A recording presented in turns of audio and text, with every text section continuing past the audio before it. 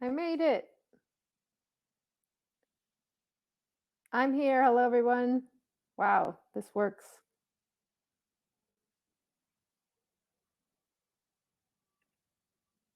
Hold on a second as I share things. Great. You can hear me. Yay. So talk about technology glitches, just for the record. Our power just went out as they're doing construction outside for the last half an hour or so. So I'm on a hotspot in my phone. So keep your fingers crossed, everyone, that all of them, your toes and your fingers, so that they all can stay online as we are here.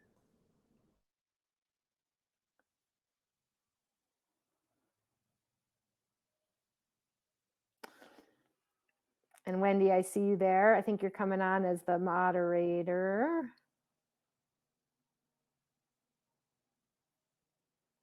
Great, Rachel. I'm so glad that you're able to get online. It's certainly all a learning experience for all of us. So thank you for being so savvy and right on top of things. I don't know about that, but I'm just hacking my way around, just like everybody else. Well, we're all learning. I think we'll all get there in no time. I know that. So I think there will be different different participants coming into the room. I figure we'll just we'll have a chat and I'll man the back we'll man the back end and read off some of the questions coming from the participants. Or I think what we could do is have you share with us your tips in terms your experience, your tips, and with transformational leadership and EQ. I would love to hear that from your perspective. Sure. All ears, and so take it away. Okay, that's great. Do you want me to start? Let me know when to start. I'm happy to go. And I don't know, and maybe like, when are we ending at this point? We'll still be following the schedule. I know we're about 10 minutes behind. We might might leak into the networking section a little bit, but I think overall we're still pretty on time with our session. Okay, great. Well, I'm sharing some slides, and are you going to ask me questions, or I'm happy to do whatever works best? I can wait until we can all wait until you finish the presentation, and then I'll be able to read off the questions from the audience, from the participants. Okay. It's okay with you. Okay, great. And so if you're just joining us, welcome to the Wellbeing Breakout. Just type in the chat here where you're dialing in, where you're joining us from. And if you're feeling overwhelmed, scale of 1 to 10 right now. Just like, where are you right now? Are you 1, meaning like easy breezy, I'm all good, to 10, like pulling out my hair, oh my goodness, how do I even do the next thing on my list, or manage to be on this conference while I have another zillion things I need to do? I'm curious where we're going to net out here, but I'd love to make this session as interactive as possible. And big shout out to you, Wendy, for organizing everything and making it work, and just like getting everything in, because I think that's so important as we are navigating well-being, and literally, as I call it, maintaining your sanity, because that's kind of what we're all doing right now. I think we're in uncharted waters, and we're figuring it out. We're navigating the negativity that we might be feeling. We might have overwhelm. We feel stressed. We're doing things that haven't been done before because we haven't had this type of structure. Maybe we're working from home, or you're homeschooling your kids, or all of the above, and more, right? So that's kind of what I wanted to focus on today, is just kind of get a sense of where people are and answer questions. So if you do have questions about just like, what do I do? How do I have that? Feel free to put it into the chat window, and Wendy will be helping to get all of those in there.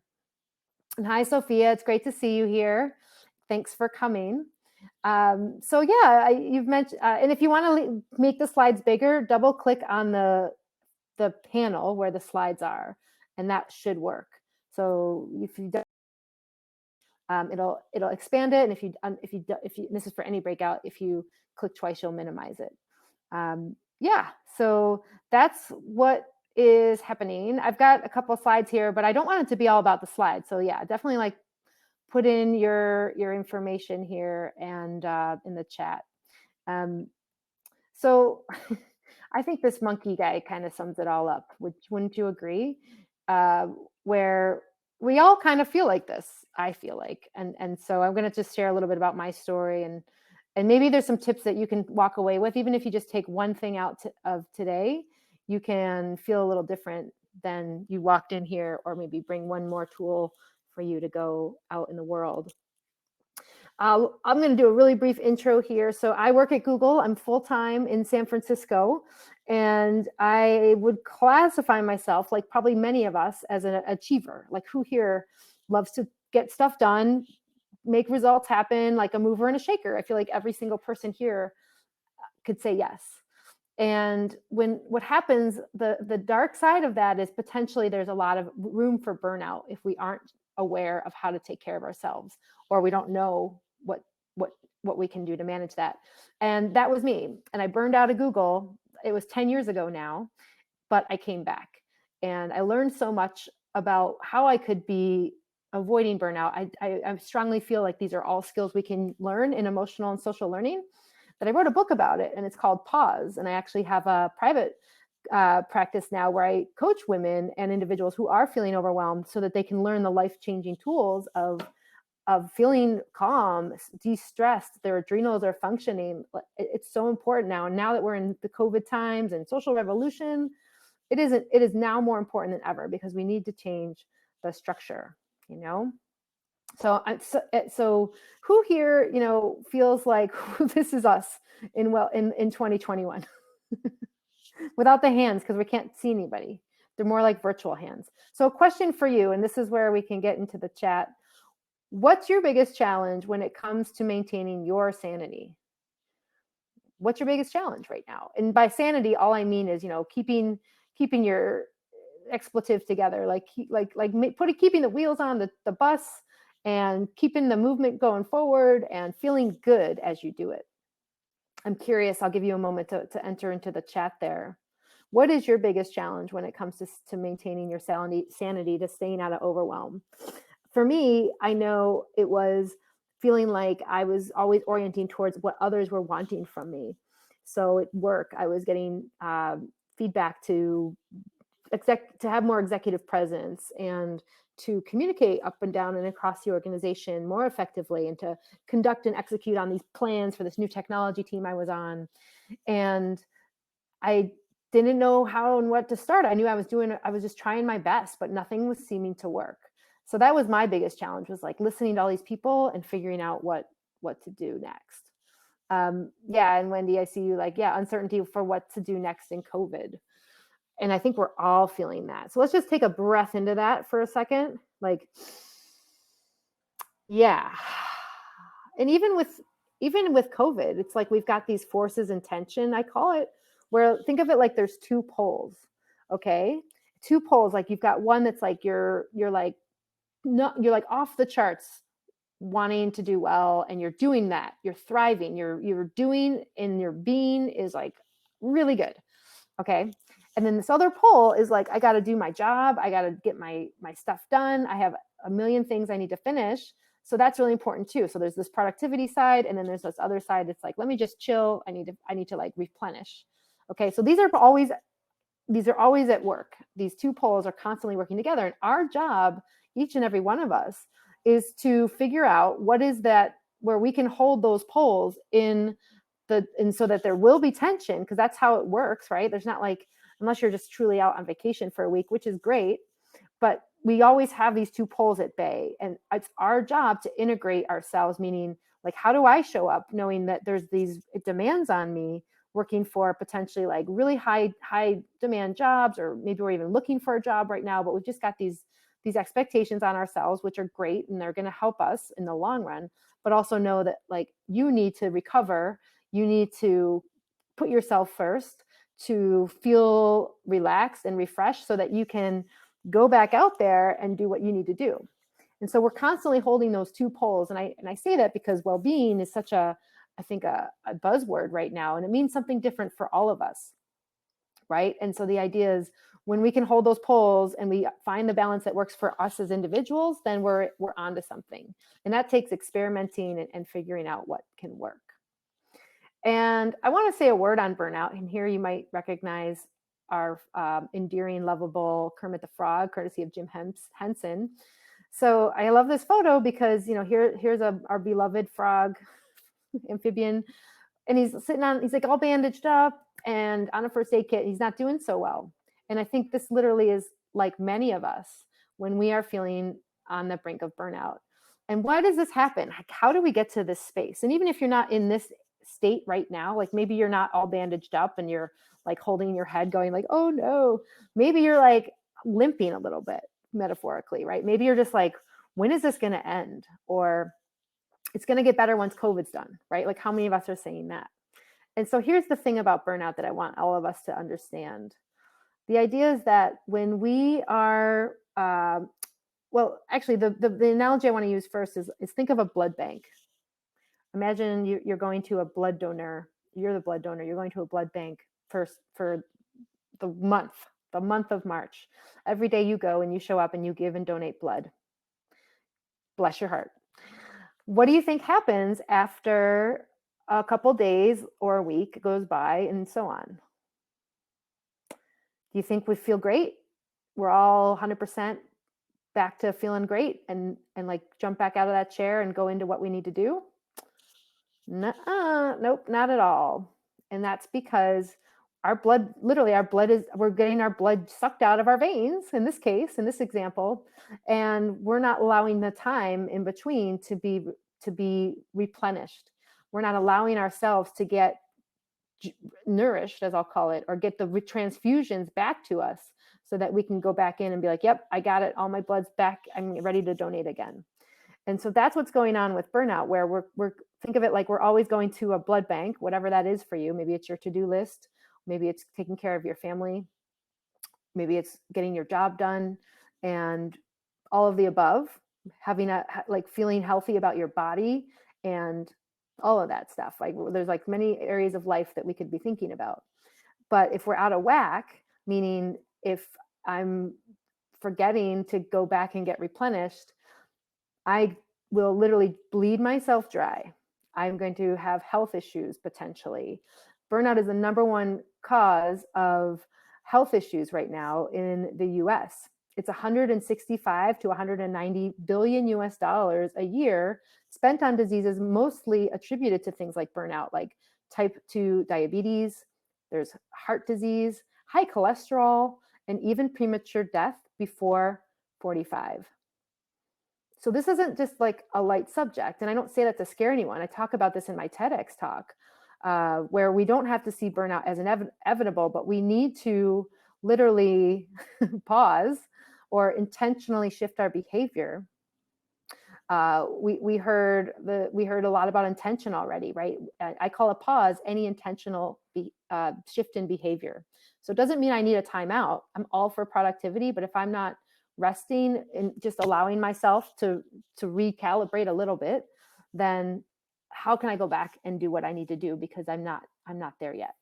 And that's, I think, a big part of what is going on right now in the world, because we're not trained to do this. It's not how our system and our society works. Our culture isn't really prided on this. So we think of pausing as a passive way of being, right? Pausing. Yeah, I'm going to like chill out here on the couch, put my feet up, binge watch a couple shows, sip a margarita, whatever it is. And the idea is that we need to think about pausing now as a intention and make it active, meaning it's an intentional shift. It's to feel rejuvenated, and I'm going to actually take time to go outside today. And like, these aren't like crazy breakthrough ideas, but the key is we know all of them logically, but the key is to integrate them. Like, how are you actually doing this in the world? Because I can tell you, knowing from who I coach and a world and working for Google and like world of technology, we're not making the mark right now. And I think we're feeling that as a culture and a society. Would you agree? I'm curious if you agree with me here in the chat. So pausing is any intentional shift in behavior. And I want to really make that clear. It's intentional and it's a shift. So this could mean it's a risky conversation. It's a way that you can feel nourished again, but it's important to know that it's intentional. It's not just like going to happen, creating that intention. So the first thing I want to share is we're basically allowing ourselves to say, yes, like I can pause. And always on, being in a 24/7 world isn't really working right now. Would you agree? Like, heck yeah. I mean, I just put up all of those statistics, right? So my thought is like one of my personal missions is to evangelize this concept that pausing can be a way of life. It's actually a movement that I'm working towards having more and more people work with and leverage, because it can change how you show up and live your life for the rest of your life, and in a good way. But it takes intention, which is hard. It takes a conscious like thinking about it. So you got to bring in your prefrontal cortex and get off of autopilot and change it up. And that might mean busting some negative thoughts or even limiting beliefs about what we think about pausing. You know, most of us who here, like, raise your hand if you think if I pause, I'll look like a slacker. I mean, that's me all the way. I'm a national rowing champion and like MBA and an MA and like all this stuff that I'm really proud of. But I didn't think that by doing something that was nourishing for me or just like slowing down a little bit in service to my doing, it would be helpful. And so there's research like this, where when we actually do allow ourselves this time, we are more creative. We actually get out of that to task mode and we invoke our vision brain, which is a whole nother part of our cerebral being that can invoke rest and digest mode, where we bring our cortisol levels back down. That's a big thing. So all of that is, I think, really important. And I'm going to skip through a couple of slides here because I want to practice some things with you too. So the second thing to share is integrating this into your life. I mentioned it's a lifestyle. So again, a pause is an intentional shift in behavior. You don't need money, you don't need time, you don't need any activity specifically. It's about what works for you. So I want to share a few of these that I think are really powerful that can be done right now and could be less than 5 minutes. So you can get nourished in less than 5 minutes a day. And the first pause, I'll call it, is to name what I call the 5 alive feelings. And these are on the left here. You can see five feelings: fear, hurt, sadness, anger, joy. And these are from where I've studied emotional and social intelligence, the Wright Foundation. And this is one of the first skills I've learned. That was a long time ago. And this is still one of the most powerful ways that I can literally drop into my body to feel. And you might be asking, like, well, why does this matter? And why are they all negative except for one? Because I get that question every time I put this slide up.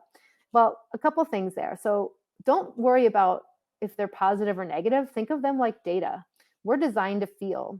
It's our labeling and our experiences that want us to categorize things into positive or negative or good or bad. And that's simply how our brains like to function. So I invite you to think about each of these as completely just data as yourself. And the other thing to note is when I can name a feeling. So right now I want to ask all of you, and type this into the chat, which of these 5 are you feeling right now? And you don't have to explain it.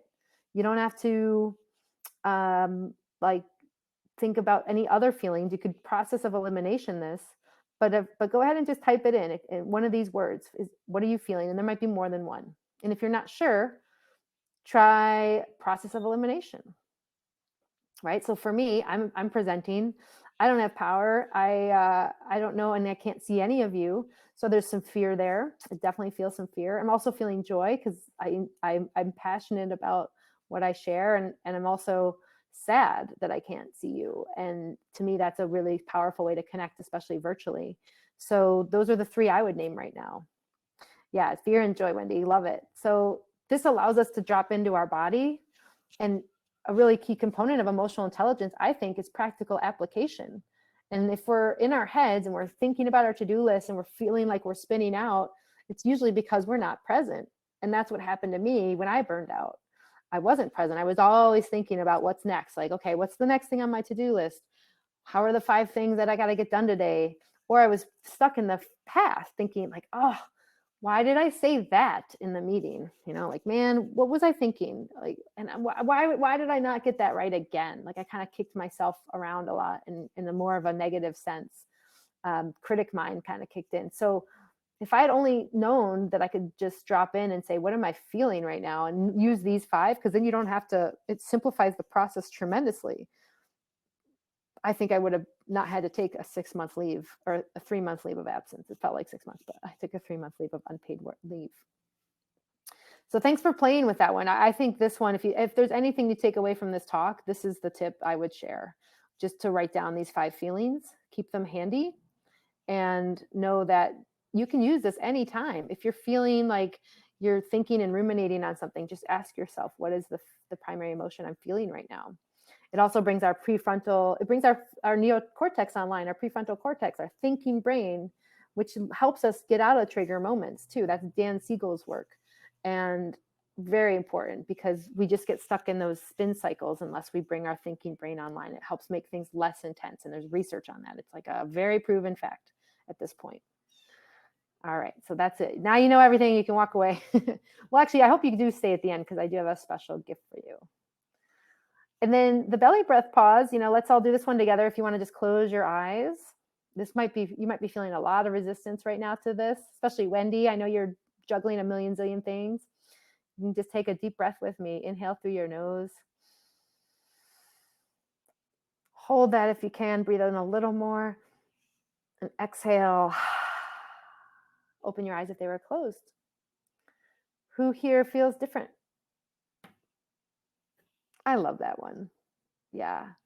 There's other ones here you can do. We can talk about digital device pausing. Basically, like creating rules is really important.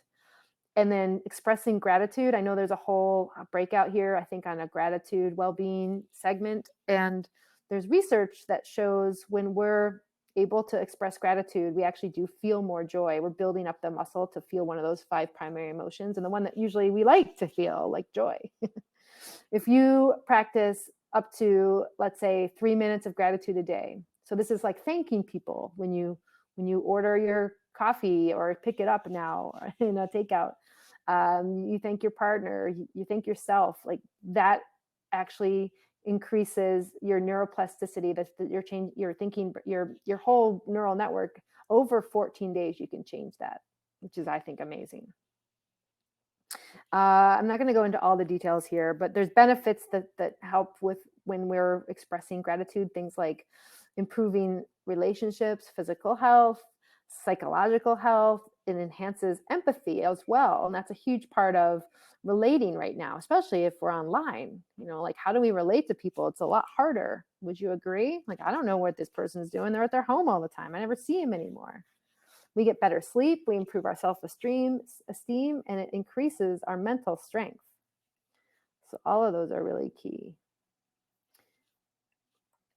So ask yourself now, like, what's one thing I'm grateful for?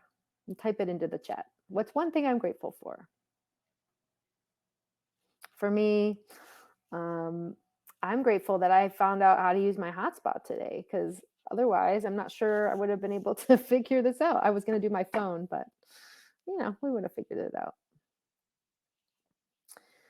Active noticing pause. I love this one. And again, like, remembering pausing is a lifestyle. It's not like it's a way of being. So active noticing is from Dr. Ellen Langer, who wrote Mindfulness and Counterclockwise. And her gift is as the first tenured female professor at Harvard. She's a psychologist, and she's done so many research studies on basically the act of what we would call Western world mindfulness, where it's not about meditating or sitting down and like following your breath. That's more the Eastern style, but the Western style is literally active noticing. So what could you notice right now and be curious about, even right now as you're in your home looking around? Maybe it's the screen, maybe it's outside the window. But when we notice new things, we actually bring our curiosity in line, and we are more alive, and we are invigorated by that. We are actually being very mindful. We're we're off autopilot. You can't think and look at new things using your 5 senses being on autopilot. It doesn't work that way in our brain. And so I think this is a great one to do. Brushing my teeth is one of my favorite active noticing pauses, where I really like feel the bristles and I like feel the sudsy suds on my teeth. And I do that twice a day, hopefully, maybe even more. And if I am doing that, then it's helpful. So what could you do then for some pauses? And these are just some ideas, but these are in the moment pauses we could all do, whether it's something like eating first 3 bites of a meal, which is really great. When you're in the shower, like just whatever you want to do in the shower, that can be active noticing. And when you're walking, like all of these things are really common sense. But again, how often are you implementing those? All right, so let's talk about the last thing and then we'll open it up for questions. So I wanted to make this really actionable for everybody, right? So think about like your active pause plan. So what would you do today for that? And I'm going to keep it really simple, actually. So if you have a piece of paper or you want to just track this, it's helpful to write it down. And when we write things down, it signals to our brain that it actually matters. So if you're someone who likes to keep lists, there's a reason for that. Our brains are like, yeah, I got a list. I can figure this out. And I'm going to check stuff off. I don't know if anyone else is wired like that, but I love it. So we're going to do, this. So all I want you to do, don't worry about the 7 areas of life, but what's your biggest challenge? Just what's your biggest challenge? Number 2 here, we'll start with pick what you want to change. So whatever that is a challenge. So maybe it's you want better sleep. Maybe you want to not be on your device at dinner time. Don't overthink this. This is like, common things that we're doing probably already that maybe don't serve us. Maybe it's scrolling endlessly through social media when you don't need that when you wake up at 3 a.m. or at 2 p.m. because you don't want to do it then either. Whatever it is, just give yourself a moment. Pick one thing. Don't pick a bunch. Just pick one. And if you want to type it into the chat, that's actually a good way to track this as well. For me, I'll tell you the one I'm working on right now is I want to have a tech-free night. And that happens to be Thursdays. Yay, it's Thursday. So this is kind of a new concept. Like, wow, what would it look like if there's no Netflix, no phone, no cell phone calls? I'm only like with myself and maybe like hanging out, walking, reading. And so that's my challenge, is to do that and do it consistently. And I'm not there yet, by the way, but that's mine. So intention, number 3, what do you want to do with that? Like why does this matter to you? Like, is it to feel healthier? Is it to have better eyesight because I'm not focused on my laptop all day? Is it to be happier, right? That's the intention. So figure out what that intention is. The intention is what motivates us. It's like, why does this matter to me?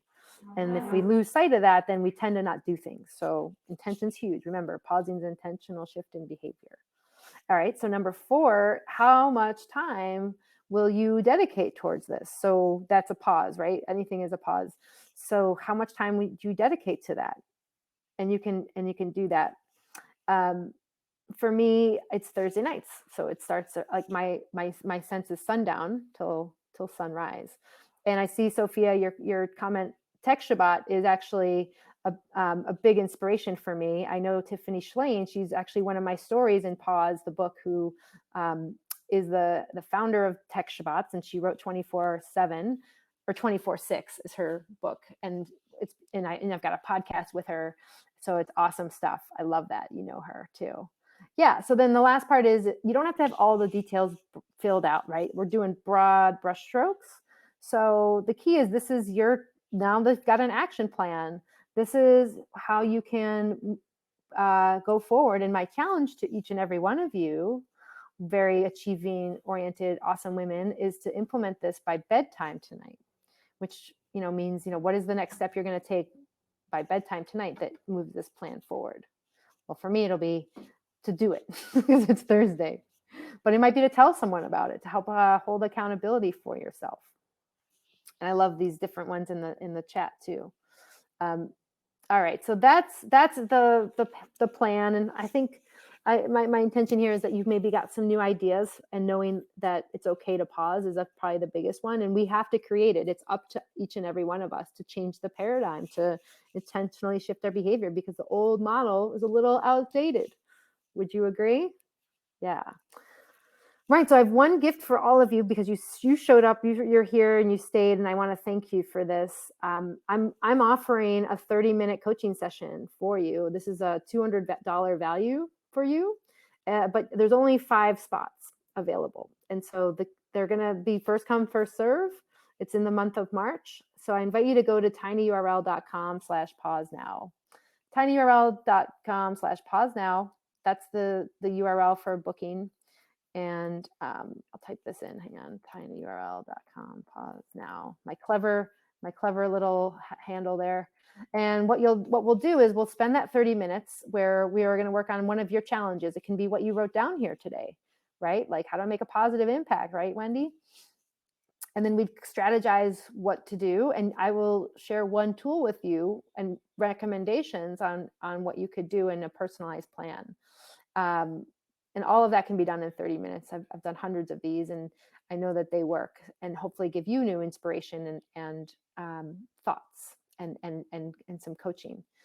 And also, because I'm feeling very generous today, I have a free guidebook as well. So it's on my website. If you just go to my homepage, rachaelomeara.com, you'll see the blueprint there, and the blueprint's a PDF guide, and it's called 3 Keys to Stay Out of Overwhelm. And so you'll see there, I write about the burnout a little bit, and it's just a great little guide that can get you kind of more of these things in a tangible way, where you can start to have some fun with it. All right, so let's hand it over for questions. Any questions that we've got from the chat, or you can just pop in if you like. I'm going to take my screen down.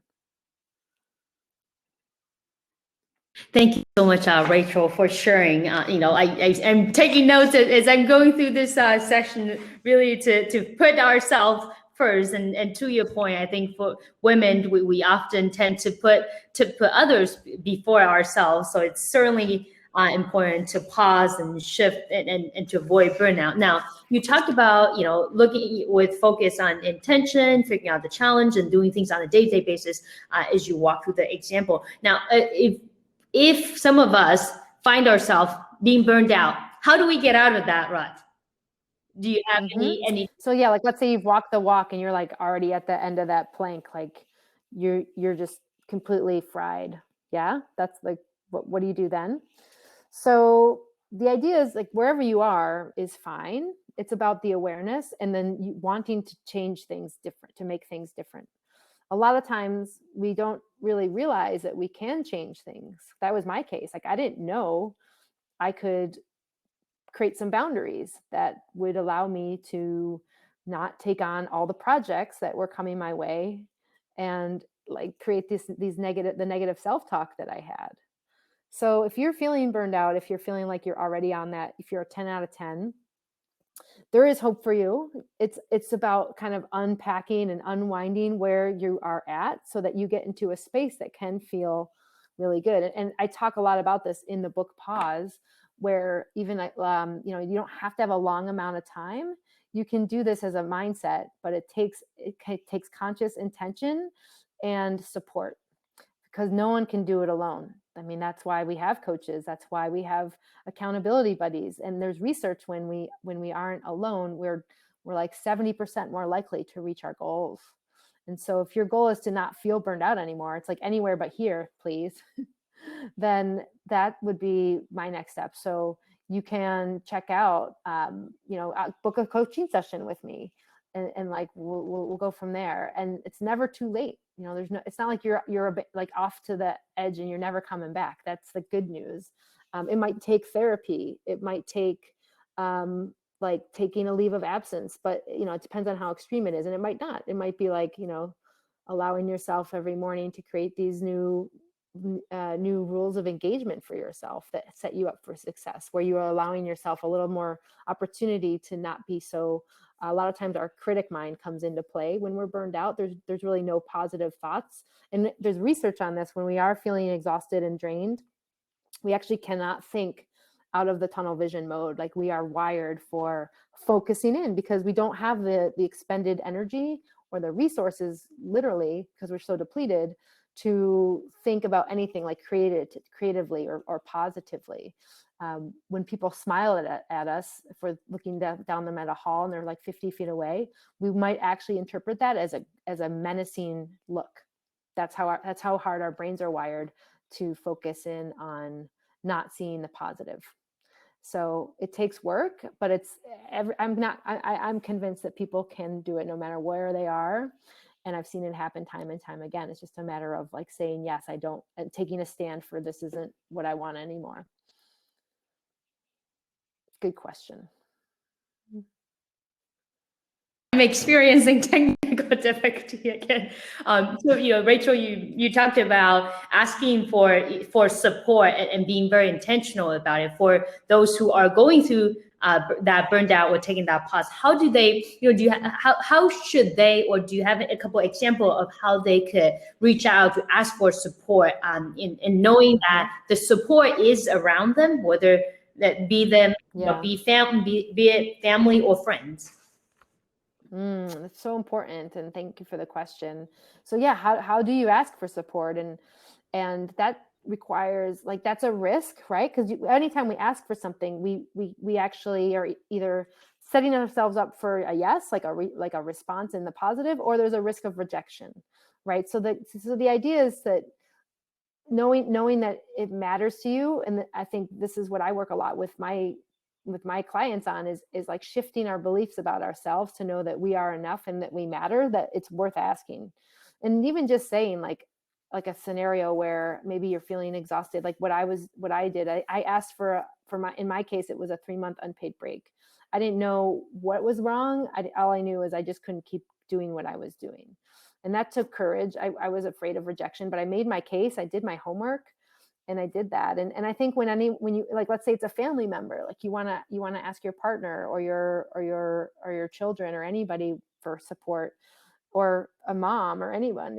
And what I find really helps is to potentially like just think about it as if like this is my next step for health, for like getting better, and coming from a really like heart-centered space, just being curious and sharing what's going on with you. So if you are sharing, like, I don't remember the last time I slept through the night. It's been 2 years, and I feel on edge 9 times out of 10. And it's not okay, because I think it's affecting my health, and I'm not thinking clearly, and I don't feel motivated anymore. And I really want to get support. I would love a hug right now, if they're in your presence. And if not, then like say, like, I would really love to, I'm telling you this because I'm scared if I don't tell someone, then things won't change. And you're not looking for someone to fix your problems, right? You're just helping someone know you more. This is you being vulnerable. And that takes courage. Like, that's hard. But when we're in a state of burnout, or we'll just say overwhelm, it's like a spectrum, right? There's no like category, but like maybe it's like a tinge of overwhelm, or maybe stress, and then like burnout's on the other side. Wherever you land in that, the idea is that you can put a stake in the ground for wanting something different, but you need to invite others in. And it's not just like putting your walls up or thinking that like they're going to figure it out on their own for others. And that's the hard part about burnout, because sometimes we don't even know we're there. But if we allow ourselves to be seen, because chances are people probably know you're a little stressed, right? Like, no one lives in a vacuum. Even if we're on Zooms all the time and not there, like, people might sense that. And we know when people aren't doing well, right? Like, I think that's like something that we can kind of intuitively hone in on. Just know that like maybe they don't look the same as they used to look, right? Whatever that means. Maybe there's bags under their eyes because they haven't slept, or maybe they just look sad. And you could ask them, like, if you're on the other side of that, if you're someone who's concerned about someone, you could ask them like how are you? Like, I'm curious. Like, I noticed that I haven't seen you smile in a while. I'm wondering what's going on with you. and being genuine and authentic and curious, bringing that curiosity to bear can go a long way. I hope that's helpful. Really helpful. Now it's I definitely personally benefiting from from listening to you talking about all the different points, and I certainly feel it. I could probably attest many of the women out there are feeling the same, especially now. We're getting so much more isolated across the across the spectrum. Yeah. And there is light at the end of the tunnel. I have learned through experience the last 18 months to start off with that sadness, uncertainty of being scared, to calming myself down and asking for help is certainly a huge part of that process. And I think acknowledging the help is there. Rachel, to your point, just being able to be very intentional about about ourselves and being aware of that. So I certainly will be coming to you for help as we go through this. That's great. I'm glad to hear it. So thank you. Yeah, that's the first step. So with that being said, we're still trying to stick to our schedule despite the technical difficulties, and thank you to all the rest of the participants, and that's all, support each other. I know that's very difficult to be vulnerable, like what Dr. Sophia just said. It's very difficult, but I think women, we're stronger than we think. We've always been stronger than we are. So we could get through this. There is light at the end of the tunnel. So thank you so much, Rachel. There is. I want to say, I do want to stress that. Like, we will get through this. Like, there will be another side, and we'll be like, we can have that be more resilient for each of us. But it requires us to show up in a way that maybe others can see us more. And that's what I think is the silver lining of our times right now, is that we're being tested to show up in different ways that may not be new, that may be totally new, right? Like being vulnerable, and it is hard, or having the courage to ask for something that would serve you where you may never have done that before. And that is not easy, but it takes a village. We can do hard things, and it's like the time is now. So thank you so much for having me, Wendy. So I know that it's we're back on time. Yeah, let's go back on time. That sounds great. So we'll be able to hit the networking section and join the networking section. And thank you, Rachel, and thank you for your time and expertise. And we look forward to talking to you again soon. Yes, that's great. Thanks, everyone. We'll see you at the conference. Bye.